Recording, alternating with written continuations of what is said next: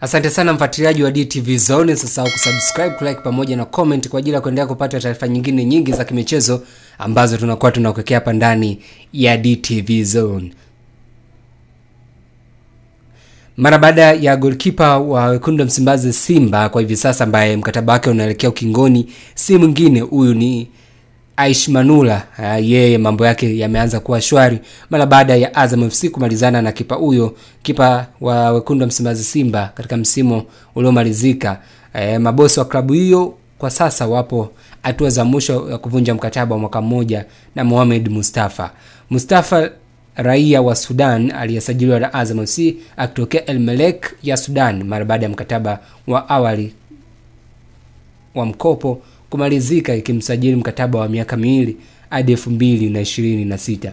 Chanzo kimoja cha kuaminika kutoka ndani ya Azam FC kimebainisha kuwa tayari wamefikia makubaliano ya kuvunja mkataba na kipa huyo ili kumpisha Aishi Manula ambaye tayari amerejea kikosini humo, na kwa mara nyingine kilichobaki ni kutambulishwa tu. Yaani kilichobaki kwa Aishi Manula ni kutambulishwa tu na mambo yaweze kuchukua nafasi kama ambavyo inatakiwa. Chanzo hicho kimesema mbali na maboresho yaliyofanywa katika eneo hilo la goalkeeping, wana mkakati wa kuendelea kufanya usajili katika maeneo mengine ili kujiweka katika nafasi nzuri ya kufanya vizuri katika msimu ujao, msimu 2025-2026.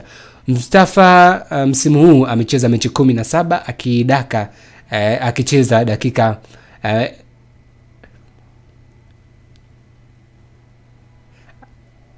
1530 akiruhusu mabao 10 akiwa na clean sheet 10 akisaidiwa na Zubair Foba.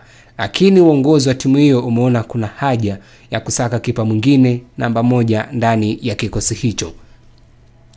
Ni kweli ukimtazama Aishi Manula ni mmoja kati ya magolikipa ambao wa Tanzania tunajua bora yake, tunajua ni kitu gani ambacho anaweza akakifanya. Ni goalkeeper mwenye experience hali ya juu, amekuwa na Wekundu wa Msimbazi Simba takriban miaka 8 mfululizo, amecheza michuano mbalimbali ya kimataifa akiwa na Wekundu wa Msimbazi Simba. Kwa hiyo anajua ni wapi ambapo ni nyakati zipi za yeye kuweza kuisaidia klabu akiwa kama goalkeeper, lakini pia ni wapi ambapo anaweza akafanya saving za maana kwa maslahi mapana ya timu anayoitumikia. Lakini wakati huo unapatwa kujiuliza ni kitu gani ambacho labda kitu ambacho watu wengi watakuwa wanajiuliza ni kitu gani ambacho Simba amefikiria paka kumwachia goalkeeper mwenye ubora wa namna hii.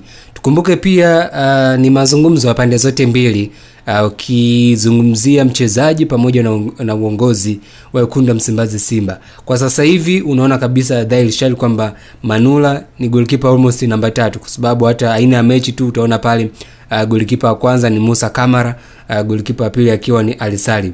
Kwa tafsiri ya haraka Manula unaweza usimuone hata kwenye substitution. Maana yake ni kwamba ni goalkeeper, yani ni kama mchezaji kivuli. Ni mchezaji kivuli, lakini kwa sababu kuheshimu mkataba wake alionao kwa bado ulikuwa ama bado hujamalizika ndani ya klabu ya Wekundu wa Msimbazi Simba, ndio maana unaona hata katika kwenda kuchukua medali kule visiwani Zanzibar ya CAF alikuwa ni miongoni mwa wachezaji, lakini kugaranti kwamba msimu unaofuatia atakuwa ni moja kati ya wachezaji ambao wataendelea kuitumikia klabu ya Wekundu wa Msimbazi Simba. Mimi naona ni sahihi. Manula bado ni mchezaji mzuri, ni kipa mwenye kiwango cha hali ya juu, anafaa kwenda kuchukua changamoto ama kutafuta changamoto sehemu nyingine. Though Simba ni timu kubwa, lakini anapokwenda timu nyingine maana yake anazidi kujinoa zaidi. Itafika wakati Simba itahitaji goalkeeper mzawa ambaye atakuwa na ubora kuzidi Ali Salim, na no one knows tomorrow. Huenda tukaja kuzungumza mengine hapa ama kuja kuona Simba kimhitaji Manula kwa dau kubwa zaidi ya hilo ambalo wanamwachia akiwa kama mchezaji huru. Kwa hiyo kuna namna tu ambavyo anatakiwa kubaliane na hali kwamba kuna nyakati utashuka, kuna nyakati utapanda.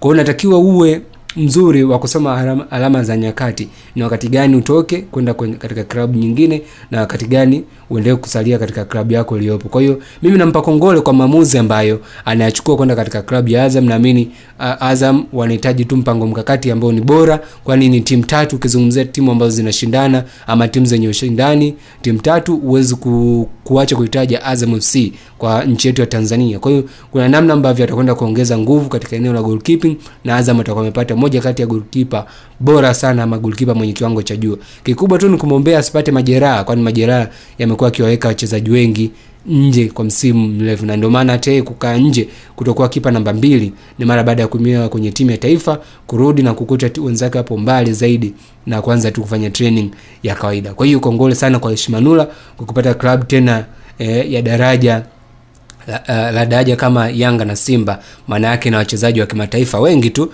na ana uwezo wa kwenda kushiriki kimataifa, bado akaonekana ni timu tishio na akafanya vizuri. Asante sana kwa kuendelea kuchagua DTV Zone.